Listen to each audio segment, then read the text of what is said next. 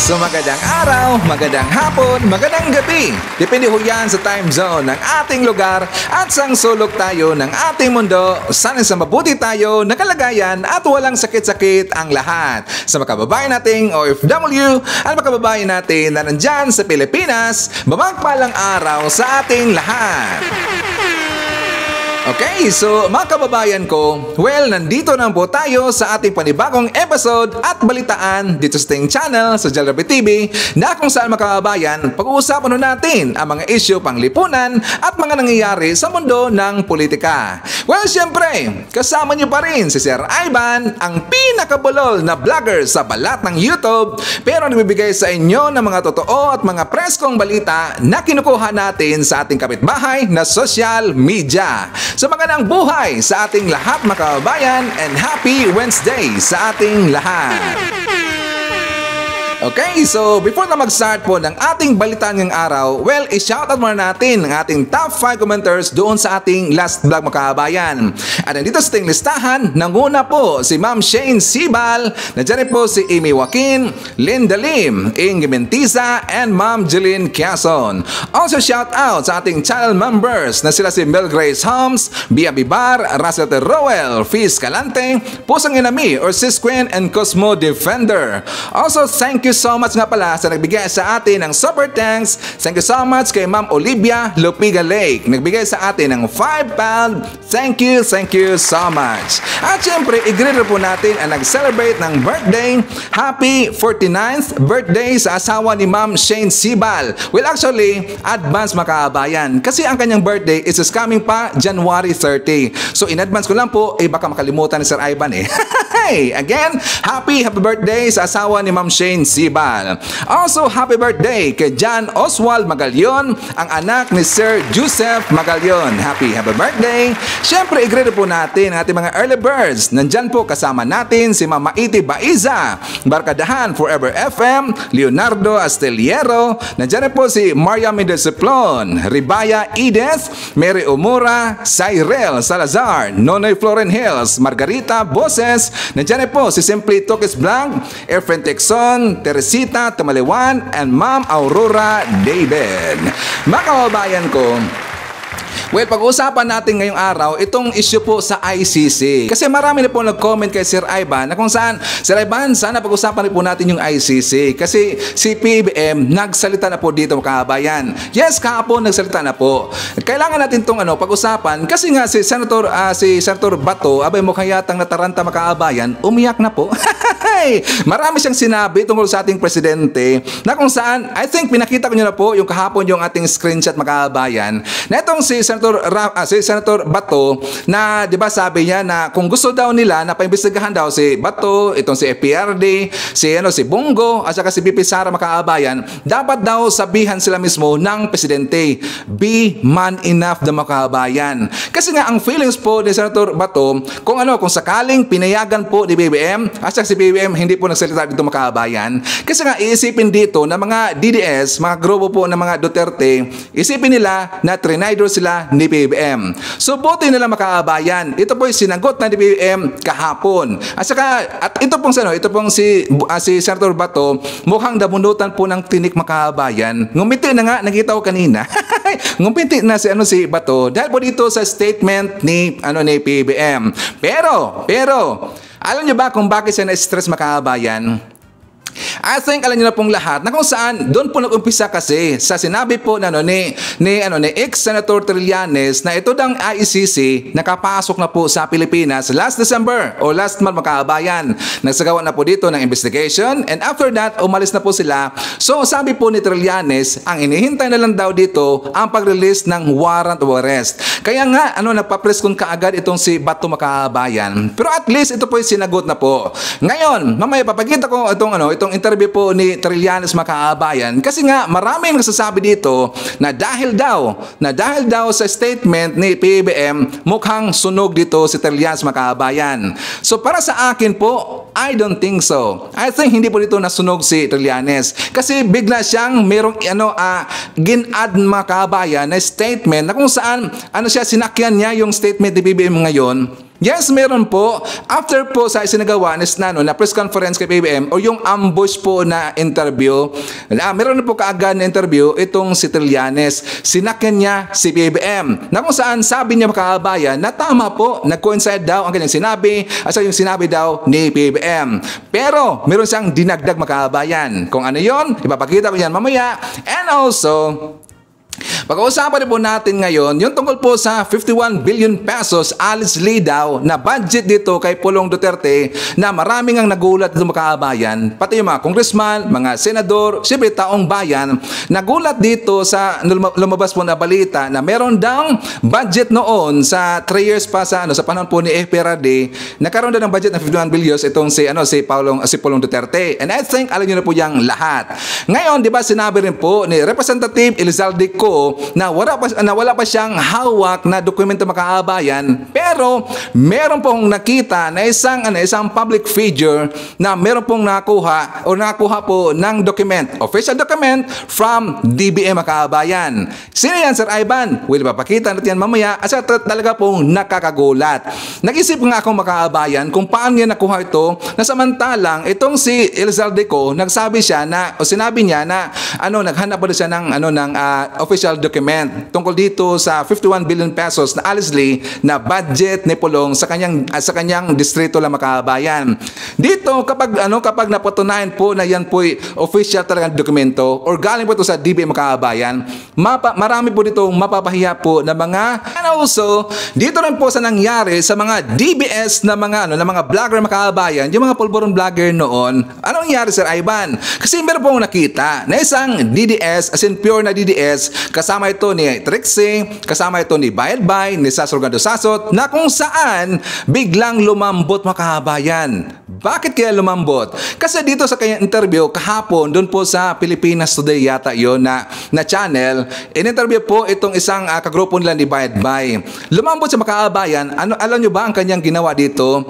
Ipinagtanggol niya si BBM doon sa issue po ng helicopter na ginamit daw papunta doon sa nanonood po ng concert sa Coldplay. Ipinagtanggol niya si BBM. Isipin niyan, isang DDS na kung saan mga previous weeks ago, ito po sila laging umatake kay BBM. Pero nung time na po na nilaglag sila dito ni Hitad, nilaglag po sila dahil po doon sa pulburon na video na makaabayan na wala namang katuturan at hindi yun totoo. At saka sinabi na rin po ni Hitad na wala siyang nakita mismo makaabayan, kundi sa amin ni Hitad na si Senator Amy Marcos daw yung may hawak ng video na yan. So ngayon, yung grupo po nila ni Bayadbay, nila ni Sas, nilaglag po nila itong si Hitad makaabayan. So hindi na sila naniwala dito ngayon kay Hitad. Bigla silang lumambot ng makaabayan. Hindi lang inatake si BBM, bagkos ngayon ipinagtanggol na nila. I'm not sure kung ano talaga ang kanilang nakain dito, pero ipapakita ko yan mamaya. At syempre, pag-uusapan din po natin ang nangyaring hearing, Senate probe doon sa Senado, yung tungkol sa issue dito ni Pastor Quibolo makaabayan. At syempre, marami pang iba. Alam naman po si Sir Ivan, palagi tumuroon na rin ba mga pasabog, every time na maglalabas tayo ng mga bagong balita dito sa ating channel. Okay, so before na mag-start mga kababayan, well, siyempre, kakumustahan ko muna kayo at saka shoutout natin ating mga pinalangga po na mga legends, ang ating mga senior citizen. Hello po, kumusta? Kumusta? I'm hoping po na nasa maayos kayo na kalagayan. Kukumustahan rin natin mga kababayan ang mga pinalangga natin na mga Marcos Loyalist. At siyempre, nandiyan rin po mga kababayan nating DDS all over the world. Heart ng mga kababayan, lalong-lalo na maraming salamat sa Uniteam supporters. Girls, thank you so much sa mga turning viewers, mga solid supporters ni Sir Ivan, mga Sukis Sing Channel, thank you so much at maraming salamat sa mga viewers na hindi nag-skip ng ating mga commercials. Thank you so much. At syempre, welcome rin po natin mga kababayan, ang mga ating mga new subscribers, mga bagong pasok sa Sing Channel. Welcome to the family and thank you po for appreciating our channel. Okay, so before tayo mag-start po ng ating mga topics mga kababayan, meron muna akong ipapakita sa inyo na comment na kung saan ito po ang lagi nilang itatawag kay Sir Ivan. Bakla daw si Sir Ivan mga kababayan. Bakla ba? Yan kasi ang palagi lang pang-inis kay Sir Ivan. Diba napapansin nyo po, maraming nag-comment dyan sa baba na bakla daw si Sir Ivan, kino-comment lang sa ating previous vlogs, or even minimises nila si Sir Ivan sa aking Facebook account, mga kabayan. Tinatawag nila na bakla si Sir Ivan. Well, no offense po sa aking mga viewers dito, sa aking mga friends, hindi po bakla si Sir Ivan. Actually, sa hindi po nakilala sa akin, I have a beautiful wife and I have a 4 kids, mga kabayan. So, hindi po bakla si Sir Ivan. Pero marami pong kaibigan si Sir Ivan. Meron akong bakla na, na pinsan, meron akong bakla po ng mga friends, kapitbahay, at lagi yang nagtatambay po sa aming bahay, mga friends po ng aking wife, mga kabayan, mga biki rin po. Masarap nga kausap yung mga biki, mga kabayan, nakatawa rin eh. So, inuulit ko po dito, hindi po bakla si Sir Ivan. So, sabi pa niya, mga kabayan, nakakasar daw ang aking boses. Well, that's the whole point. Yan po ang point sa ating channel, mga kabayan, nga gusto ko talaga namang asar dito, kaya ganito po ang style ng aking vlog. Napapansin niyo po na hindi masyadong tiki si Sir Ivan, hindi masyado po na technical na mag-present ng balita si Sir Ivan. Pero ang style ko dito, makamasa. At saka madali rin pong maintindihan, mga kabayan. At saka siyempre, ang style natin dito, medyo energetic tayo, nang asar tayo dito, kasi gusto kong magka-stress po itong mga anti-Marcos na lagi pong nainira kay PBBM. That's the whole point of our program dito, ng asar si Sir Ivan. Gusto kong galitin itong may mga team na mga budhi at saka yung mga anti-Marcos, mga kabayan. Okay, so at least kilala niya po si Sir Ivan. And also, meron pong comment dito, mga kabayan, para isahan na lang po. Meron siyang comment dito, sabi niya, si Sir Domingo Kituyan. Sabi niya, Sir Ivan, meron lang akong tanong. Bakit lagi sinasabi ng mga vloggers na salamat sa mga viewers na hindi nag-skip ng ad? Bakit anong problema kung mag-skip ng ad? At bakit kailangan hindi mag-skip ng ad? Siguro maganda kung ipaliwanag ninyo kung anong dahilan para maintindihan ng kapwa ko viewers na tulad kong nagtatanong. Hindi ba qualified na manood o makinig ang mga taong nag-skip ng ad at walang comments? O kaya hindi naglalike? Sinsya na Sir Ivan, kung sa'yo ko itatanong to, yung mga friends ko kasi laging nagtatanong pero di ko alam ang kasagutan. Well, alam nyo, mga kabayan, ganito lang po, Sir Domingo. Ang aming salary dito, ang aming monetization, naka-base kasi yan sa advertisement. Alam ho yan ng mga viewers natin dito kasi lagi ko yang in-explain noon pa po. So, ang ibig sabihin dito, kapag i-skip mo yung advertisement, well, hindi po magkakasweldo si Sir Ivan. So, which means, in short, Sir Domingo, dyan po nakabase ang aming monetization, ang aming salary bilang content creator kung panonoorin niyo ang ating advertisements. But don't worry, kapag namamadali kayo, well, you can skip our advertisements. Walang problema ho yan, no worries. Ang importante dito na enjoy ninyo ang ating balita dito. Okay? So okay na ba, Sir Domingo? So anyways, jump na tayo sa ating topic, mga kabayan. Ipapakita ko muna sa inyo at saka unahin natin dito yung issue po ng ICC. Kasi nagsalita na po si PBBM. But before that, ipapakita ko muna sa inyo itong post kahapon ni Jason sa, mga kabayan. Mukhang tungaw talaga eh. At saka nagmumukha itong tanga kasi hindi niya pala alam na nasalita na si PBBM tungkol dito, mga kabayan. So ang sabi ni Jason sa, mga kabayan, kasi nagbabase lang siya sa post po ng PCO. Ang post ng PCO kahapon, mga kabayan, sabi niya, PBBM reiterates ICC has no jurisdiction over Philippines, won't cooperate in its investigation. So ngayon nakita ko yan ni Jason sa, mga kabayan. So sabi niya, kinull out niya itong si Senator Bato. Sabi niya, hoy Senator Bato, ito ang sagot ng matikas na presidente ng bayan sa pamamagitan ng PCO.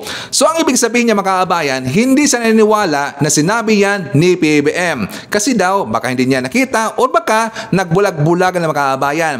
Bakit siya nagbulag-bulagan, Sir Ivan? Siguro nasaktan kasi nga meron pong cease and desist order from NTC ang isimina, mga kabayan. So dagdag pa dito, kinulat niya si Chiloy. Sabi niya, Press Secretary Chiloy, I will take this at face value, although I know that PBBM made this statement last Friday pa. Last Friday na, mga kabayan, somewhere in Taguig City. Between that day and last night, Monday, wrong na naman. Wala siyang binabanggit o statement na inilalabas patungkol dito. Sabi niya, last Friday ba daw at saka between the day daw of Monday. Nakalimutan ba dyan na kahapon, Tuesday, mga kabayan? So, hindi siya dito naniwala sa post po ng PCO. Pero ngayon, sasampalin natin itong si Jason Sa na yan po'y sinabi talaga ni PBBM mga kababayan. So for more details, let's watch this. Okay, let me say this for the 100th time. I do not recognize the jurisdiction of ICC in the Philippines. I consider it as a threat to our sovereignty. Therefore, the Philippine government will not lift a finger to help any investigation that the ICC conducts. However, as ordinary people, they can come and visit the Philippines. Pero hindi kami tutulong sa kanila. In fact, binabantayan namin sila, making sure that hindi sila that they do not come into contact with any agency of government. And if they are contacting agencies of government, na sasabihin yung whatever, policeman, local government, sabihin nyo, wag nyo sasagutin. Yun ang sagot natin. That we do not recognize your jurisdiction, therefore we will not assist in any way, shape, or form any of the investigations that the ICC is doing here in the Philippines. O diba, Jay? Nakakahiya, no? Isa kang broadcaster, tapos hindi mo nakita yung pahayag ni PBBM. Hindi po tutulong ang gobyerno natin kapag makapasok po yung ICC sa Pilipinas. Well, free naman sila na papasok po sa Pilipinas. Pero sabi nga ni PBBM na they will make sure na babantayan nila na wala pong koneksyon ito or hindi po magkapag-communicate dito sa gobyerno natin. So ngayon, Jason Sa, sabihin mo, nagsinungaling ba yung PCO? Okay, so pupuntahan natin yung sinabi po ni Bato Makabayan. Kasi nga dito po sa kanyang pahayag, sa kanyang press conference the other day yata to, di ba nagalit po si Senator Bato dito kay PBBM? Dahil po ito sa sinabi ni Trillanes. But before tayo pumunta doon sa sinabi ni Trillanes, ipaparinig ko muna sa inyo itong sinabi po ni Bato Makabayan. So for more details, let's hear this. What I am asking from this government is to be man enough to please tell us what's the real score. Sabihan lang. Wala namang problema dyan. Sabihan lang, wala lang patalikod na transaksyon. Pag sinabihan mo kuno na hindi sila pwedeng pumasok, at ngayon nagbago yung ihip ng hangin, pumayag na kayo na pumasok, please tell us. You are our president, you are our leader, tell us so that we know what to do. Sige naman namin. So ano ba ang pagkaintindi natin sa kanyang sinabi mga kababayan? Di ba? Pinamukha niyang traitor si PBBM. Pinamukha niya na walang isang salita si PBBM. Nakatawa naman. Wala ba silang believe kay PBBM? Kasi itong si Bato mga kababayan, napapansin ko lang po, nakikinig kasi doon po sa mga marites. Sa mga marites, ibig kong sabihin, doon po sa mga DBS vlogger, mga pulburon vlogger, na nandito na daw nandyan na po yung ICC sa Pilipinas, meron daw inihanda na warrant of arrest. Pero siyempre, yung mga DBS vlogger, yung mga pulburon vlogger, nakabase kasi doon kay Trillanes mga kababayan. Kaya itong si Senator Bato nataranta. Parang gusto nang iyak mga kababayan. Natakot naman pala. So ngayon, para maintindihan natin, start natin dito kay Trillanes kung ano ang kanyang sinabi doon sa CNN mga kababayan. So for more details, let's hear this. Si dating Senador Sonny Trillanes ang unang nagsabi na malapit nang maglabas ng arrest warrant ang International Criminal Court o ICC kaugnay sa iniimbestigahang drug war ng Duterte administration. Makakausap natin ngayon si former Senator Trillanes. Magandang gabi po sa inyo, Senator. Magandang gabi po sa inyo, Ma'am Pia, at sa ating po mga televiewers. Senator Trillanes, how did you know that the ICC was or was here? Based on very reliable sources, At titindigan po natin yan. We have proof or evidence to prove na talagang pumasok na sila dito at lumabas.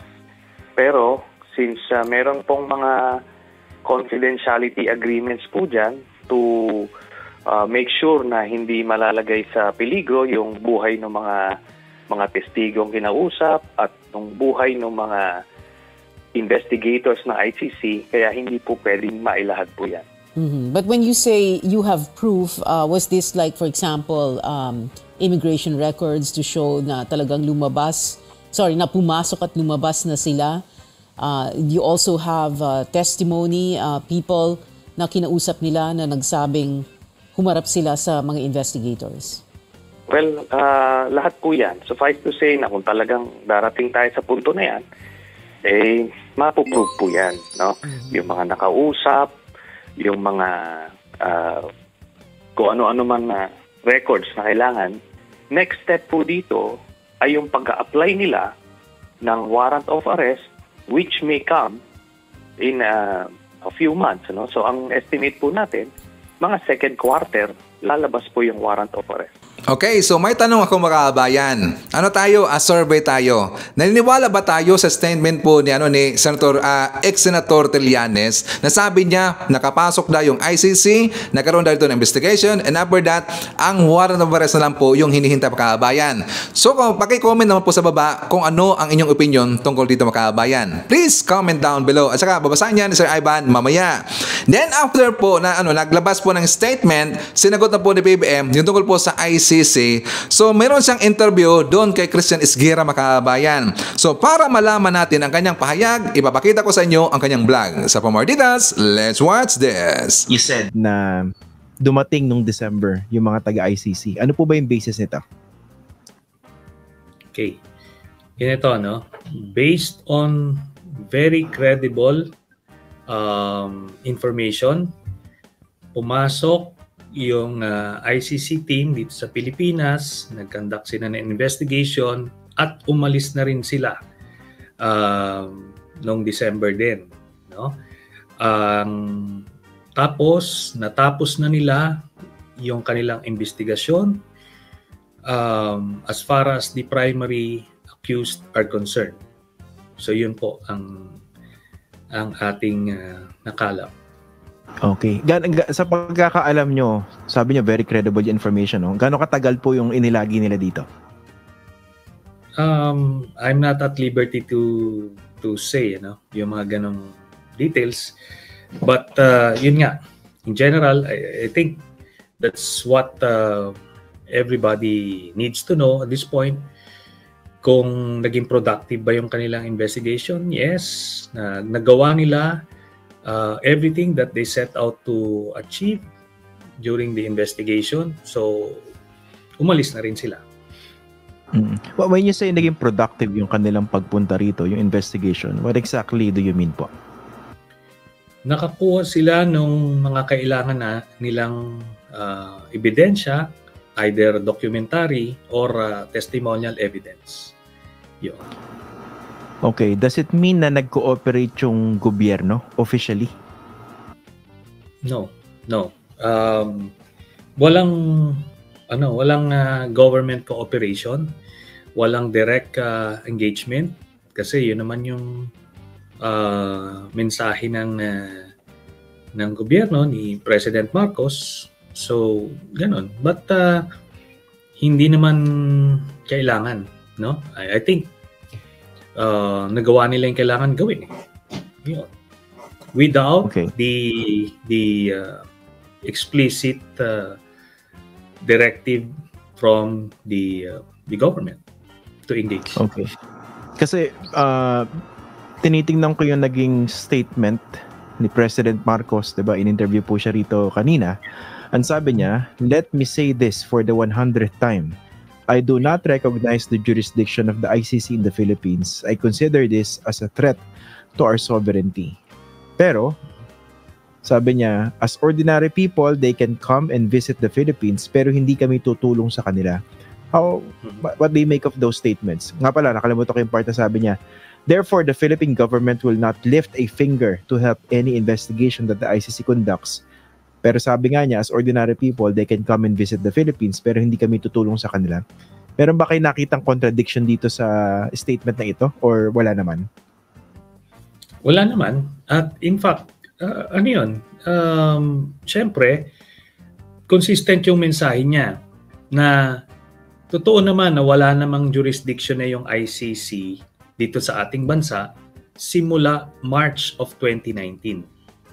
And any intrusion in that regard, meaning anything, investigating anything beyond March of 2019 would be an intrusion to our sovereignty. And that's consistent. But yun na nga, pwede pa rin silang pumasok dito at yung sinabi nga ng Korte Suprema na merong jurisdiction yung ICC nung time na member pa tayo, which is November of 2011 up to March of 2019. Wala tayong nakitang inconsistency. At in fact, I don't know, dun sa part ng mensahe ni Presidente na sinabi pa niya na kung papasok sila rito for as long as walang government engagement, di ba? And at the same time, sinabi niya na we are watching them, di ba? We are watching them to make sure that they won't engage with the government agencies. So that's consistent with my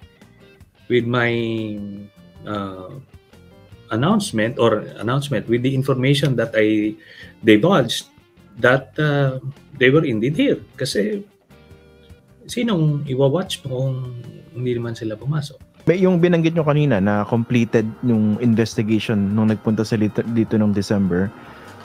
Paano nyo nasabi na completed? And can you elaborate on that, yung completed na yun? Yun yung naparating sa akin na informasyon. Okay? Na validate namin yung information na yan. Kaya nga, so next step na lang yung inantay natin. Which is? Which is the application for the warrant sa pre-trial chamber. Then yung pre-trial chamber, i-assess yung application na yun. If they find merit do sa application na yun, they will issue the warrant of arrest doon sa mga mga akusado. Historically, ang nakikita nila between 1 to 3 months yung issuance ng warrant from the time of the application. So sa pagkakaalam nyo, kung completed yung investigation in December, kailan nag-apply?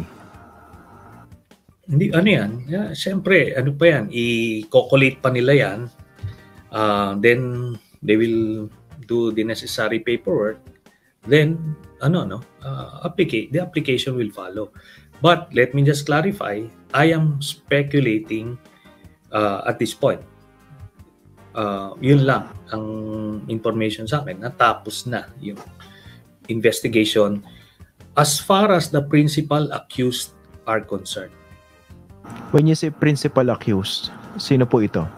Si former President Duterte, si Bato de la Rosa, si Bongo, mga incumbent senators, and ang tansya ko kasama rin si Vice President Sara Duterte. At dahil nga isa kami sa mga naunang nag-file, meron pong engagement, yung ICC, nag-inform sila sa amin every now and then. Tapos may alam din tayo tungkol dun sa mga ibang testigo na nagbigay na ng testimonya sa kanila, sa ICC na na-record na yung testimony. Kaya kahit na anong gawin nila dun sa mga witnesses na iba, recorded na yun. Pag nagsimula yung trial, ipuput into the records na lang yon. Kasi pati cross-examination, doon, nagawa na yon. Dahil may court-appointed lawyers na rin who conducted cross-examinations dun sa mga testimonies na yon, yung mga oral depositions. Okay, so ang sabi po ng mga DDS mga kabayan, nasunog daw itong si ex-senator Trillanes dito sa kanyang statement kasi nga sanagot na siya dito ni PBBM mga kabayan. Sabi lang nasunog daw. Pero for me, parang hindi siya nasunog mga kabayan. Bakit? Kasi marunong siyang lumusot mga kabayan. 'Di ba napapansin niyo po si Trillanes, ingat siya na magsalita. At saka sinakyan niya ang sinabi po ni PBBM. Mautak talaga eh. 'Di ba? So hindi siya dito sunog. Marunong siyang lumusot mga kabayan. So ang tanong, naniniwala ka Sir Ivan sa sinabi po ni Trillanes? Well, hindi naman 100%. 100%. Hindi 100%, siguro nasa mga 80% mga kababayan. Bakit naman? Kasi merong ipapakita mamaya na kung saan isang balita rin po na related pa rin dito kay Trillanes mga kababayan. But before that, ipapakita ko muna sa inyo ang balita na kung saan ito napakaganda po ang ginawa ng GMA. Kasi nagkaroon sila dito ng exclusive interview kay PBBM mga kababayan. At saka yung mga topics po nila, maganda talaga. Lahat ng mga issues po na ibinabato rito kay PBBM, mga either yung mga kamaritisan or whatsoever, lahat ng issues, sinagot ito ni PBBM mga kababayan. So for more details, let's watch this. At sa aking eksklusibong one-on-one interview sa Pangulo, tinanong ko siya tungkol sa pagsusulong ng mga amyenda sa saligang batas. The 1987 Constitution was not written for a globalized world, and that is where we are now. So we have to adjust so that we can increase the economic activity in the Philippines. We can attract more foreign investors. Naniniwala ang Pangulo na makatutulong sa ekonomiya ang pamumuhunan ng mga dayuhan. Pero sa ngayon, nililimitahan ng saligang batas ang foreign ownership sa 40% sa mga public utilities gaya ng kuryente, tubig at public utility vehicles. Meron ding 100% na hindi maaaring mapunta sa kamay ng mga dayuhan, gaya ng lupa. Between you and me, yung lupa mahirap masyado yun. I don't think because that will cause disruptions. Yung mga tiga doon, akong feeling ko, I'm sure we will hear from the others that, but those who have resided in an area over many years, papasok yung mga mayayaman na dayuhan, they will pay big money to buy that land. The value of the land will go up, and the old residents cannot pay for the real estate tax because na-price nawala na sa market nila. So, papaalisin natin yung mga yan. I don't think I agree with that. So, hindi kayo pabor sa foreign ownership of land? Land, hindi. Pero sir, pagdating sa corporations? Corporations, bakit pwede natin pag-usapan except for the critical areas such as power generation, media, all the strategic areas that we cannot allow to be influenced by a foreign entity, be it a corporation or another country. That's what we have to decide where we draw the line and how much. Tanong ko rin sa Pangulo, hanggang sa economic provision lang ba talaga magtatapos ang pag-amyenda sa saligang batas? Sa sagot ng Pangulo, hindi siya sarado sa pag-amyenda ng political provisions, pero hindi sa ngayon. Let's be practical. In terms of the term limits, look what has happened. When I'm the mayor for 9 years, hindi na ako makatakbo. So patakbuhin ko yung asawa ko, patakbuhin ko yung anak ko. Ako ngayon ang magiging vice mayor. So wala ring nagbago, di ba? They're still running the show. We have a term in Ilocos, we call them mayor vice. Because they're the vice mayor, but they're running the administration of the town. So that's something, but we have to think about that. But I think in the present day, we can have these discussions later on. But for the present day, my concern is the economic provisions. So, and I do not want to confuse the issue any longer. Pero sir, dun sa example nyo kanina, term limit extension, pwedeng maging magandang bagay para sa bayan? Or could be. I don't know. What are we trying to achieve, first of all? Like if you look at other countries, for example, again, the United States, which our political system is styled after. In the United States, iba-ibang state. Some states have term limits, other states do not have. So I don't know how that will translate to our own experience. So that we just continue talking about it and see what really is the best thing what we can do. But I do not want to jeopardize the success of the amendments to the economic provisions by putting in other issues. Let's keep the issue clear. In my view, that's the way to do it. Pinag-usapan din namin ni Pangulo Marcos ang inanunsyong plano sa politika ni Vice President Sara Duterte na kanyang running mate noong eleksyon 2022. Kahapon lang po, sir, si Vice President Sara Duterte announced that she will be running in the next elections. Hindi niya nilinaw kung anong tatakbuhin niya or kung kailan siya tatakbo. Kasi nga, I mean, hanggang 2028 pa naman siya. Pag may ganyan po ba, napag-uusapan yun? Or ano po yung reaction niyo when you heard that? Kasi malayo pa naman po ang 2028. Yeah, I think she's also testing the waters to see what the reaction will be. That's the only thing I can. I haven't talked to her about it. But if again, no, it doesn't. The pinaka ano? Did you hear that Inday Sara announced? Yes. Okay, that's it. Wala nang ano dun. What do you think she'll do? Ayan na. Stop it. We'll talk about that later. Isa rin sa pinuntahan ngayong araw ni Pangulong Marcos ang Lung Center of the Philippines para sa paglulungsad ng lung transplant program. Ang ospital itinayo noong pamunuan ng kanyang amang si President Ferdinand Marcos Sr. Panahon din ng kanyang ama nang sumang-ayon ng Pilipinas na kilalanin ang One China policy na nagsasabing may iisang gobyerno lamang ang China at ang Taiwan ay isa lamang probinsya nito. Kamakailan lang umalma ang China sa pagbati ni Pangulong Marcos kay Taiwan President-elect Lai Ching-te sa pagkapanalo nito sa eleksyon. Sabi ng China, labag daw ito sa One China policy at huwag daw maglaro ng apoy ang Pilipinas. Sa kauna-unahang pagkakataon, sinagot ito ni Pangulong Marcos. But just recently po, yung China has made some remarks na parang, kumbaga sir, parang ikinagulat daw nila or ikinadismaya nila yung pagbati po ninyo sir sa Taiwanese President-elect. Did this catch you by surprise? I mean, it did. Came from you. It was a personal tweet that you personally posted. It did. It became, ako, very simple lang ang ano ko dyan. Nung naging presidente ako, binati ako. So, what do? It's just common courtesy that you do the same for them. That's really where it came from. The One China policy remains in place. We have adhered to the One China policy strictly and conscientiously since we adopted the One China policy. And that has not changed. That will not change. We are not endorsing Taiwanese independence. Taiwan is a province of China. But the manner in which they will be brought together again is an internal matter. Ang habol lang natin dito ay kapayapaan na hindi magkagulo.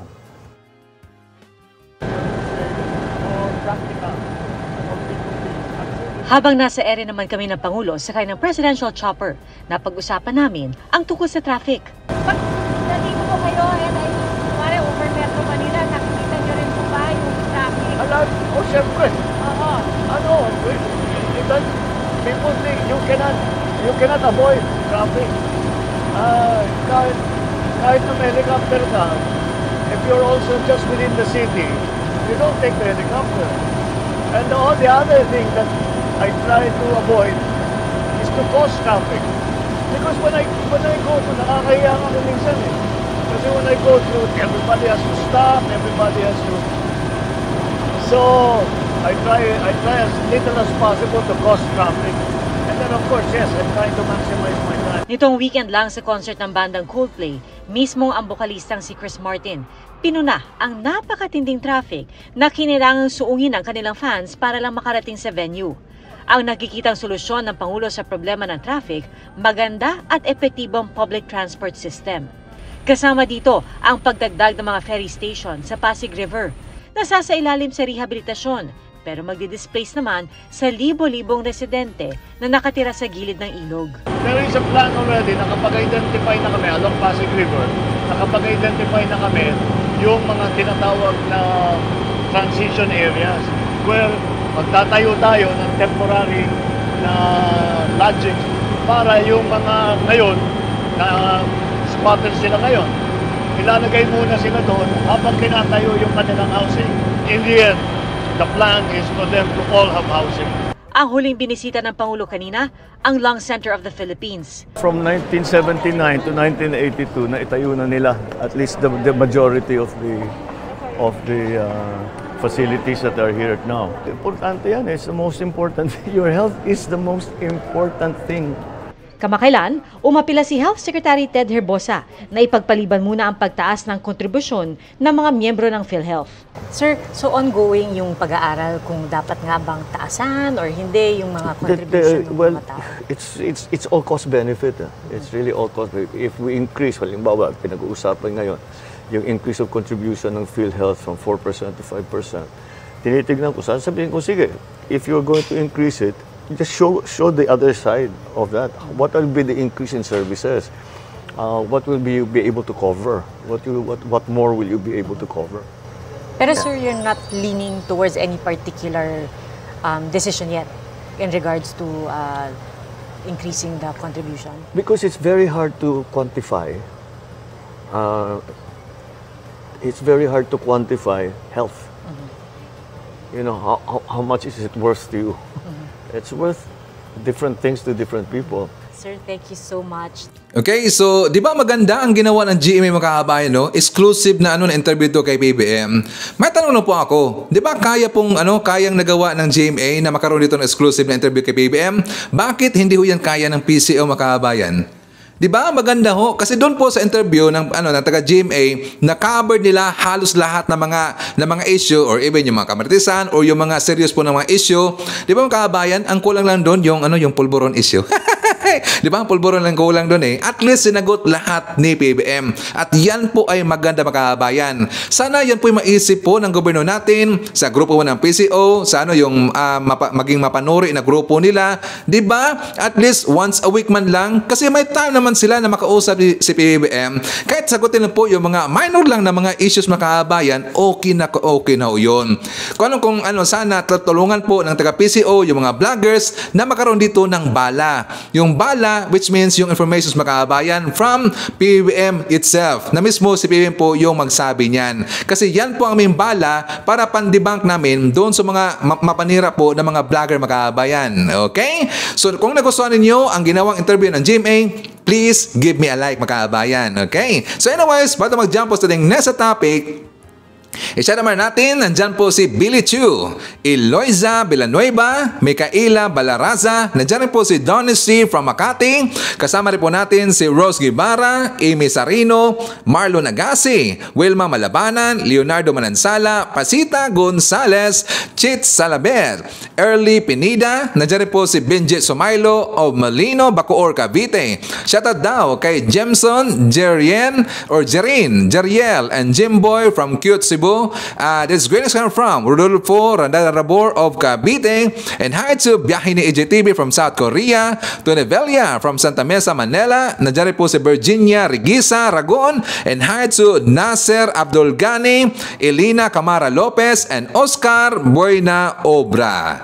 Mga kababayan ko, ipapakita ko sa inyo yung interview po ni ex-Senator Trillanes na kung saan talagang nagulat po si Sir Ivan. Bakit? Nakapag-provide sa dito ng official document from DBM mga kababayan. Ano yan, Sir Ivan? Yung tungkol po doon sa issue na 51 billion pesos na allocation or budget po ni Pulong sa panahon pa po ni FPRD. Pero sinabi po ni Representative Elizalde Co mga kababayan na wala ba siyang hawak na official document kasi maghingi ba siya or mangangala pa siya ng informations. Pero ang tanong dito, bakit nakakaroon dito ng dokumento itong si Trillanes mga kababayan, di ba? So for more details, let's watch this.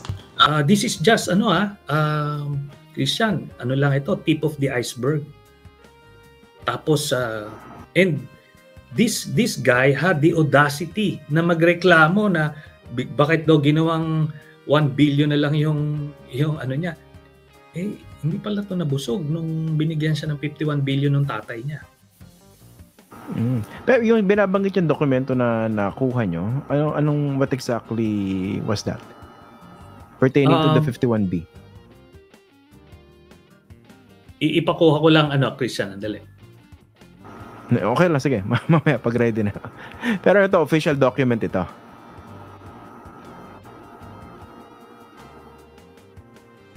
Official document po ba ito? Yes, from yes. DPWH? Official documents from DBM.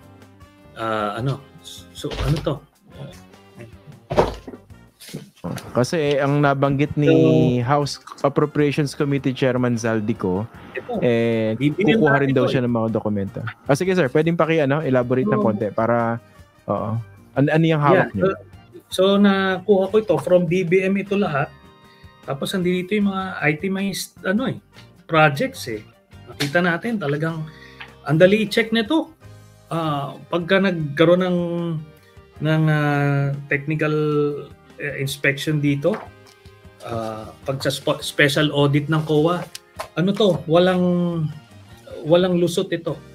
Kasi nga sabi ko sa inyo, they never expected na mawawala sila sa pader kasi all their lives nasa poder sila. Kaya ngayon, it's a shock to them that they are so vulnerable. They're twisting in the wind.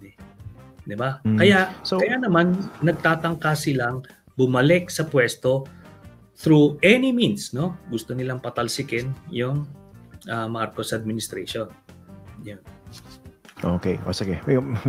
Napag-usapan natin dati yan yung destabilization. Yes.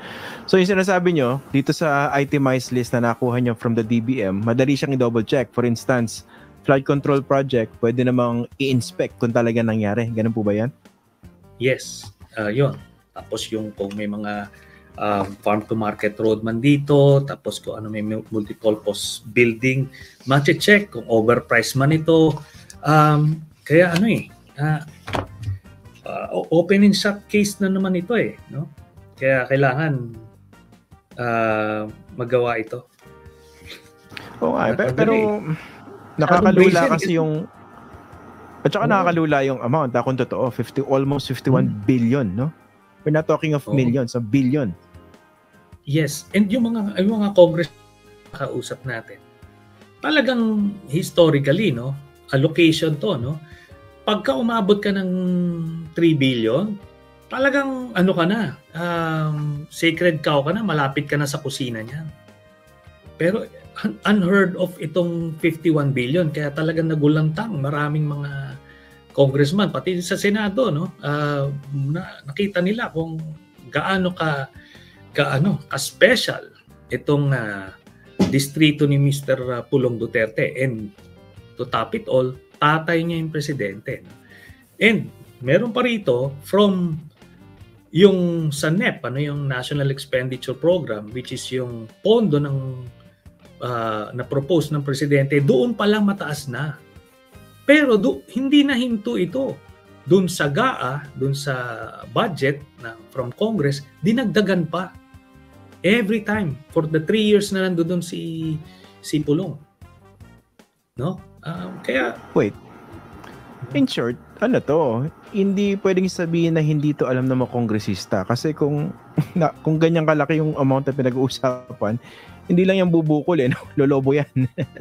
To borrow a term that we heard during the time of Gloria Arroyo, no? Hindi lang siya bubukol, lolobo yan.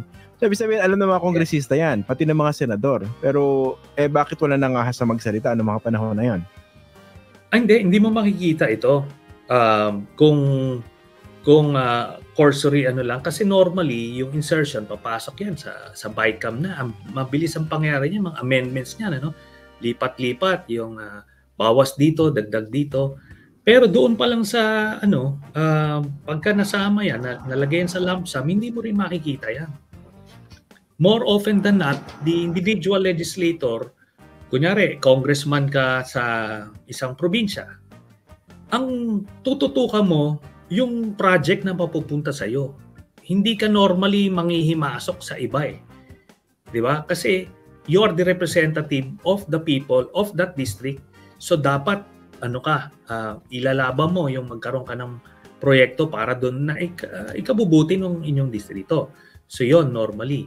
Sa Senate naman, sa sobrang lawak ng budget kasi, may iba-ibang focus Hindi naman tinututukan yung kung magkano nakuha ni Congressman ganito. Hindi, kasi ang lawak niyan It's a voluminous document Kaya they could be forgiven for that. But for sure, alam niya nung chairman ng appropriations nung panahon na yon.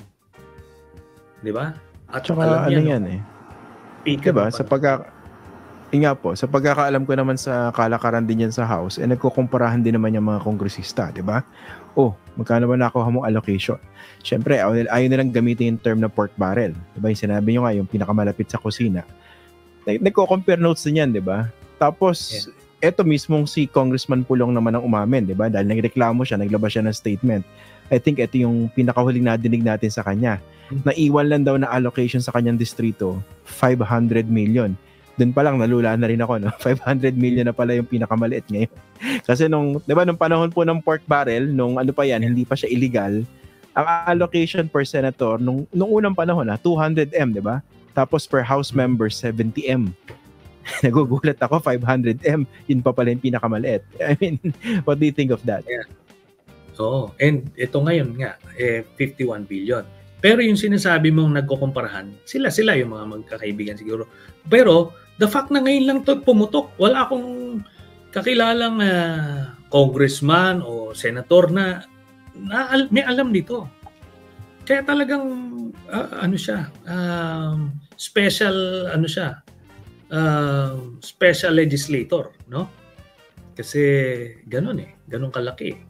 Mas malaki pa sa budget ng departamento yan parang parang pang Department of Agriculture na yung budget na yan.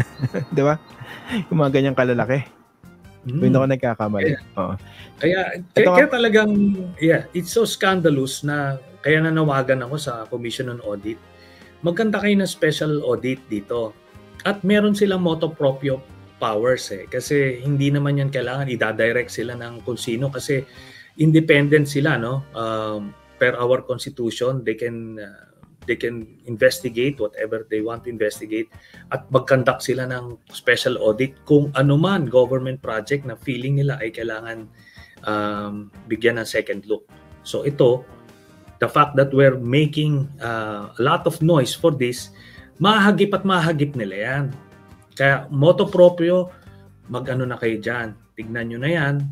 Yung mga auditor dyan sa Region 11, better make sure na hindi kayo madadawit dyan by initiating, no?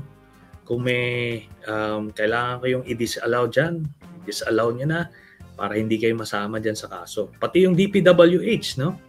Yung DPWH district engineers, alam yan. Alam kung anong milagro nangyari dyan. Yan yung mga makakasama sa kaso Kaya if they want to save their own skin, gather receipts na right now.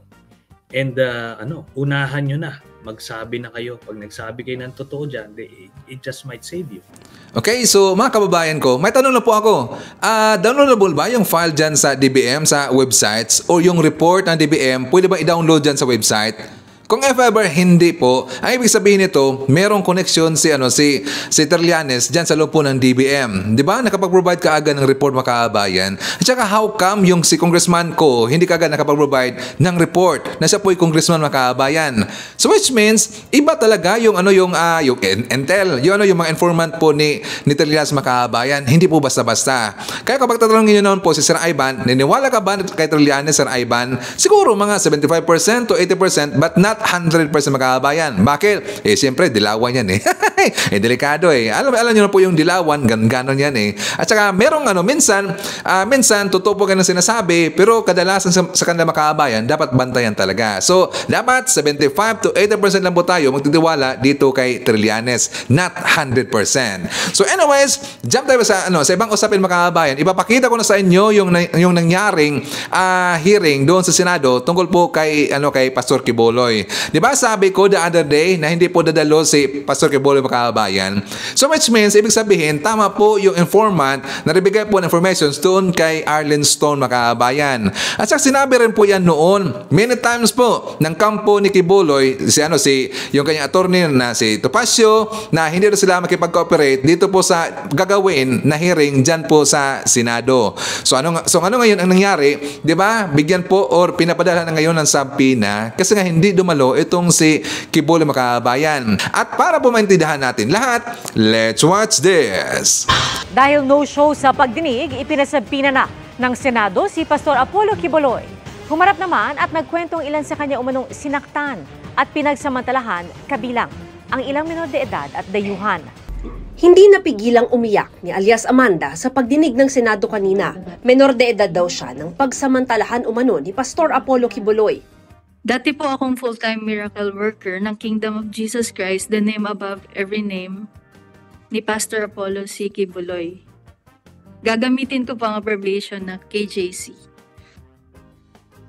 Pinagsamantalahan ako ni Pastor Kibuloy bilang menor de edad na pinaniwala nila ako na hindi dapat questionin ang pagsasamantala niya dahil mali na questionin ng ama. Namulat po ako sa KJC ministry dahil sa aking ama na masugid na 2012 na binyagan o na-baptize na kami under KJC rights at mula noon official members na kami. Dito na nagsimula yung pamamalimos kung kani-kanino, pangangaroling, pagbebenta ng OTAP at yung pagbibigay ng mga sobre para sa mag-solicit. Bata pa kami noon kaya wala kaming magawa. Kundi sundin ang coordinator kaysa naman ipatawag sa KJC office, mapagalitan at mapapalo kami. Noong December 2012, nirecruit kami ni Marlon Rosete para mangaroling kasama ang group niya na ang tawag ay Psalms of David Orchestra. Sabi niya sa amin, kakanta kami sa harap ni Pastor Kibuloy sa bahay niya sa Quezon City. Doon yun sa KJC Compound, Mozart Street, Greenville Subdivision, Barangay Sauyo, Novaliches, Quezon City. First time namin ng kapatid ko na makilala noon si Kibuloy. Pero nung nakita niya kami ng kapatid ko, ang sabi niya, oh, ito yung magkapatid, kasama pa ang aming apelyido. Noong January 2013, sinabihan kaming magkapatid ni KJC Minister Alain Balmes na naimbitahan daw kami ni Kibuloy na mag-attend at kumanta sa open field concert sa Davao City. Kaya nagpunta ako, ang kapatid ko at ang nanay ko at isa kong kapatid na lalaki sa Davao City, kung saan nakasama ulit namin si Kibuloy for the second time. Pagkatapos ng concert, inimbitahan ako na maghapunan kasama si Kibuloy, kasama ang isang babae na si Ingrid Canada. Doon ni-recruit kami ni Ingrid, kami ng kapatid ko na maging full-time workers. Ang sabi sa amin, bibigyan kami ng libreng paaral sa Jose Maria College or JMC. At magkakaroon ng allowance, may free board and lodging. Ang sabi pa, magiging party daw kami ng choir group ni Kibuloy at makakasama daw sa mga palabas niya sa live TV. Makakasakay daw kami sa eroplano ni Kibuloy, makakapag-travel daw kami ng libre. At doon po pumayag ang aking ina. Noong July 2013, 16 years old na ako nito, na-promote kami bilang close-in pastoral. Sa puntong ito, nilipat kaming magkapatid sa isang dorm sa loob ng KJC Davao Compound. Pagtungtong ko ng 17 years old, mas naging masela na ang ipinapagawa nila. Tanda ko pa, September 1, 2014, kasi kakatapos lang ng tribute program ng KJC, tutulog na sana ako, pero sabi ng isang kasamang pastoral worker, magpunta daw ako sa dining area ng Bible School dahil pinapatawag daw ako ni Jacqueline Roy. Pagpunta ko doon, andun nga si Jacqueline Roy, pero walang ibang tao sa dining area. Madilim at tahimik na kasi 10 oras na ng gabi. Tulog na yung ibang mga kasamahan namin. Kinausap ako ni Miss Roy. Ang sabi niya sa akin, Amanda, connection mo ito sa amahan. Privilege na mapabilang sa pastoral, isanctify mo ang sarili mo. Sabi niya, parte daw ng trabaho ng Ministry of the Pastorals na imasahe si Kibuloy. Sabi niya, special privilege daw ito dahil hindi naman daw lahat nakahawakan at nakakalapit sa anak ng Diyos. Sabi niya pa, wag ko daw pagdudahan ang anuman ng mangyayari sa loob ng kwarto kasama si Kibuloy. Basta ibigay ko lang daw ang sarili ko, maghanda daw ako, maligo, mag-toothbrush. Sinabihan pa akong mag-blow dry ng buhok. Litong-lito ako noon pero sumunod na lang ako. Sabi ni Jacqueline Roy, kunin ko daw yung isang pajama ko at binigay ko sa kanya kasi aamuyin daw niya. Pagkabigay ko ng pajama ko, inamoy niya at biglang sabi, ipapahiram na lang daw niya ang pajama niya. Bumalik ako sa kwarto ko at siya naman kinuha niya yung pajama niya. Bago ako maligo, pumunta si Jacqueline Roy sa kwarto ko at binigyan ako ng isang t-shirt na may botones at pajama pants. Isang bote ng shampoo na Palmolive Violet at lotion na pabango na Bath & Body Works brand. Ang specific scent ay Enchanted na paborito daw ni Kibuloy. Hindi ko po talaga makakalimutan ng mga yan. Maligo na daw ako at magkuskus ng maayos. Hinihintay daw ako ni Jacqueline Roy sa kwarto ni Kibuloy. Pagkatapos kong maligo at mag-blow dry, pumunta ako sa kwarto ni Kibuloy sa Bible School building. Yung kwarto na yon may 2 pinto. Yung unang pinto bukas na. Kaya pumasok ako doon. Yung isang pinto papunta sa main room ni Kibuloy. Pagkatok ko, sa pangalawang pinto pinagbuksan ako ni Jacqueline Roy. Inakay niya ako sa may kama ni Kibuloy. Nakita kong natutulog at naghihilik pa. Nung una, pinaupo muna ako ni Jacqueline Roy sa kama. Malapit sa paa ni Kibuloy. Natulog pa rin noon. Pinakita ni Jacqueline kung paano daw imamasahe si Kibuloy. Sabi niya unahin ko daw sa paa. Nakinig lang ako habang dinedemo niya. Tapos sabi na lang ni Jacqueline, hintayin ko na lang daw na sabihin ni Kibuloy kung anong sunod na gagawin. Sabi niya hanggat walang sinasabi si Kibuloy na pwede na akong umalis, hindi ako dapat lumabas ng kwarto. Pagkaalis ni Jacqueline, sinimulan ko na yung pagmamasahe hanggang sa namasahe ko na ang paa at likod niya. Inaantok na ako that time kasi halos 1 a.m. to 2 a.m. na po siya. Gising na si Kibuloy nito tapos sinabihan niya ako na umupo daw sa gitna ng kama. Sumunod lang ako sa instruction, umupo ako na naka-cross legs. Nung itutuloy ko na dapat ang pagmamasahe, tumayo siya at umupo sa harap ko. Sinimulan niyang tanggalin ang butones ng t-shirt ko hanggang sa tuluyan niya tinanggal ang buong t-shirt ko. Sabi niya, tumalikod daw ako. Sumunod lang ako doon at tinanggal niya ang aking bra. Pagkatapos hinawakan niyang balikat ko at hinila pahiga sa kama. Nung nakahiga na ako, pumaibabaw sa si Kibuloy tapos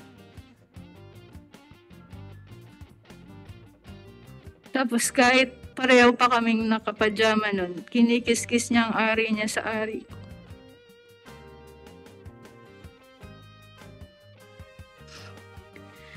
Sinimulan niyang halikan ng leeg ko, nanigas na ako ng husto. Gusto kong sumigaw ng tulong at tanungin kung ano ang ginagawa niya. Pero naalala ko na bawal akong mag-question. Paumanhin po, Madam Chair. Pumaselan ito. Halaw po ito sa aking sinumpaang salaysay. Nung tinigasan na siya, sinimulan niyang tanggalin ang pajama at pants at underwear ko. Sinipsip niya ang dibdib ko, tinanggal din niya ang pajama pants at brief niya na nanginginig na ang katawan ko sa takot at nakatitig lang ako sa kisame. Pinipigilan ko na lang ang mga luha ko dahil sobra akong nagulat at walang magawa. Pagkatapos ay tuluyan na akong pinagsamantala ni Apollo Kibuloy nung siya ay natapos na. Pumunta siya sa CR. Tulala pa rin ako, nakatitig lang sa kisame. At dito nagsimula na akong umiyak. First time ko kasi ito. Ang dami kong tanong pero inisip ko na lang para makampante na baka ito ang kalooban ng Ama sa buhay ko. Kwento ni alias Amanda, nakatanggap siya ng mga banta at kinasuhan pa ng cyber libel dahil sa mga alegasyon niya. Si Pastor Kibuloy may pahaging din sa programa niya. Nilay down ko ang kabutihan sa inyo, tapos nag-take advantage kayo, mga pobre kayo, mga kayo. Lumabas din sa pagdinig na meron pa umanong mga pastoral na Ukrainian gaya ni na alias Sofia at Nina. I leave my job, I leave my school, I leave my friends and my parents. I already sacrificed, and with the life that I choose, then I live, and I believe that this is God's way for me. So, and they were just like, even your body you can sacrifice. They're saying like, don't tell anybody. It's a very like sacred ministry. Not everybody can like be like that. It's called night duty. I was like praying that he will be just sleeping and not touching me. Si alias Jerome naman, dating full-time worker ng KOJC na pinagbebenta ng kung ano-ano at nire-remit lahat ng kita kay Kibuloy. Bawal daw ang full-time worker na manligaw at manood ng sine. Kaya nang mahuli sila noon, pinarusahan sila. Paano mo nalaman na si Kibuloy mismo ang nagpautos sa pananakit sa inyo? Tumawag siya mismo sa amin, kinokonek namin sa sa speaker, tapos yun yung sinabi niya, iuntog niyo yung ulo niyo hanggang dumugo. Pakiramdam ko that time parang mamamatay na ata ako o mabubulag dahil may sili pa yung mata ko at saka bibig. Ginagamit ang relihiyon para manlinlang ang tao at maghasik ng kasamaan at pang-aabuso. Ang bulag na paniniwala para abusuhin ang mga miyembro ng Kingdom of Jesus Christ.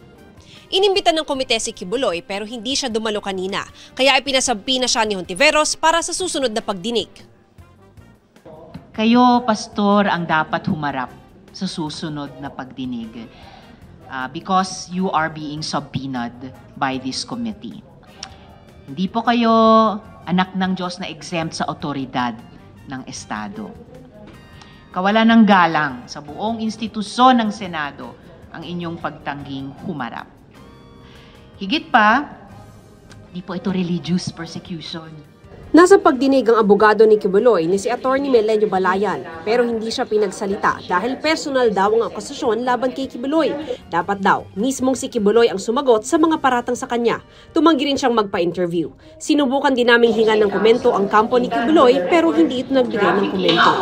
Yes, dapat lang talaga na si Kibuloy yung sumagot to makahabayan. Salam naman kasi yung mga kasagot niyan. So, nagulat ako doon sa sinabi po ng witness na meron palang specific po na scent na na gusto itong si Kibuloy makahabayan. Yung Bath and Body Works na body wash na scent po ay enchanted. Mabango ho yan? Grabe pa yung hilig ni Mang Kanor. Mang Kanor ba? Ito si Kibuloy talaga pasaway. So anyways mga kahabayan, yan po ating nakalap ng mga balita ngayong araw. Kung nakaabot ka po sa portion na to, sana nakapag-like na ho tayo. Libre po ang mag-share, libre din ang mag-subscribe. Again, maraming salamat sa mga viewers na hindi nag-skip ng ating mga commercials. Thank you so much. At before natin tatapusin ating programa ngayong araw, sana sabayan nyo si Sir Ivan para sa ating live messaging prayer. Amang Diyos, samahan mo po ang mga dumaranas ng depresyon at pagkabalisa. Nawa sa pamamagitan ng kanilang kapamilya at kaibigan, makakuha sila ng suporta, lalong-lalo na sa aspetong medikal. Naway maging liwanag din kami sa mga dumaranas ng kadiliman. Sa pangalan ni Hesukristo, Amen. So maraming salamat mga kababayan, and I hope to see you again on my next video. BBM Sara! BBM Sara! Pagkakaisa patungo sa ginhawa. BBM Sara! BBM Sara! Para sa kinabukasan naming mga bata. BBM Sara! BBM Sara! Walang imposible na kapag nagsama-sama. BBM Sara! BBM Sara! Ang presidente at ang bisi na mahal ang